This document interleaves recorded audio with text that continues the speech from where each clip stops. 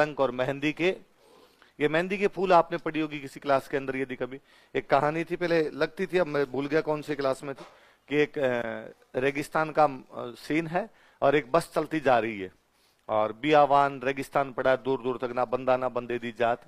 Driver चला रहा है बस, सवारियां बैठी है चुपचाप। आगे आगे की सीट पे एक सेठ और सेठ की बेटी बैठे हैं। सेठ बहुत पैसे वाला है, सेठ की बेटी ने खूब सारे गहने वहने पहन रखे हैं एकदम। लास्ट सीट के ऊपर एक पति पत्नी का जोड़ा बैठा है। पत्नी पति के साथ पहली बार अपने पीहर से ससुराल जा रही है। मुकलावा, मुकलावा समझते हो, गोना गोना गोना करके पहली बार जा रही है। तो वो दुल्हे के वेशभूषा में बैठा हुआ, एकदम साफा वाफा बांध रखा उसने, अपने पास तलवार ले रखी है। और लड़की है वो एकदम दुल्हन वाली वेशभूषा में बैठी हुई, घूंघट निकला हुई, सकुचाई हुई, चुपचाप बिना किसी से बोले बैठे हुए। अचानक बस को एक जीप ओवरटेक करती है और जीप उसके आगे आती है, बस को रुकवाती है। 5 गुंडे उतरते हैं, उतर के वो जो सेठ की बेटी उसके गहने छीनने के प्रयास करते हैं। सेठ और सेठ की बेटी चिल्लाते हैं बचाओ बचाओ, वो उसके गहने छीनते हैं, उस लड़की को नीचे उतारने का प्रयास करते हैं, लेकिन पूरी बस में सन्नाटा, कोई भी बस में बोलने की हिम्मत ही नहीं करता। तो वो जो पीछे पीछे की सीट पे वो जो पति पत्नी का जोड़ा बैठा होता है, बहुत यंग से एकदम एज के, पहली बार ही वो अपने पीहर से ससुराल जा रही। वो लड़की जो अब तक सकुचाई हुई सी बैठी, चुपचाप बैठी, बोल भी नहीं रही थी, घूंघट में बैठी थी, वो अचानक अपने पति से कहती है कि तुम्हारे पास ये जो तलवार है खिलौना है क्या? तो उसने कहा अरे बोलती भी है तो।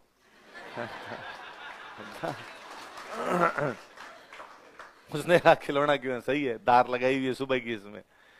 तो तुम्हारे सामने एक लड़की का इस प्रकार से जबरदस्ती की जा रही है, तुम उठते नहीं, तुम्हें उठना चाहिए, फिर मुकाबला करना चाहिए इनका, यदि तुम्हारे हाथ में तलवार है तो उसने कहा कि ये 5 है और ये भी हो सकता है कि अपने घर पहुंच ही नहीं पाऊं, इनके पास ही हथियार है, मैं इनसे लड़ूंगा यही मर जाऊं। और हम पहली बार शुभ काम के लिए पीहर से तुम्हें लेके मैं जा रहा हूं, तो मैं यहां मर जाऊंगा फिर? तो उस लड़की ने कहा मरने का तो क्या, मरने का तो ये भी हो सकता है कि अपने गांव में उतरे और उतर के जब घर जा रहे हो रास्ते में आपको सांप खा जाए और उसमें मर जाओ।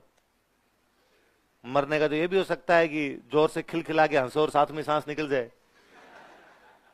मरने का तो ये भी हो सकता है कि सो और सुबह उठो ही ना, मौत तो कभी भी आ सकती है ना। पर यदि आज तुम इस लड़की की रक्षा नहीं कर पाए तो मेरी नजर में तो आज ही मर जाओगे, फिर जिंदा रह के भी क्या करोगे? तो उस लड़के में जोश आता है, वो लड़का खड़ा होता है, उन 5 को भगा देता है वहां से, एक आधे को सलटा देता, बाकी भाग भूग जाते हैं उसके सामने हो। पर उस लड़के के राजी तो ऐसे हो रहे हो कि वो लड़की तुम ही थे जैसे।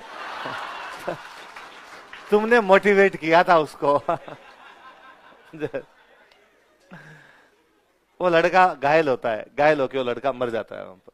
वो लड़की उसके साथ में वहीं पे सती हो जाती है, कि जो अभी तक अपने पीहर से ससुराल भी नहीं पहुंची थी वो उसके साथ वहां पे सती होती है। उसके मेहंदी के फूल भी नहीं सूखे थे, मेहंदी के फूल बनाते, उसके मेहंदी के फूल भी नहीं सूखे थे, उससे पहले वो लड़की क्या हो गई थी, सती हो गई।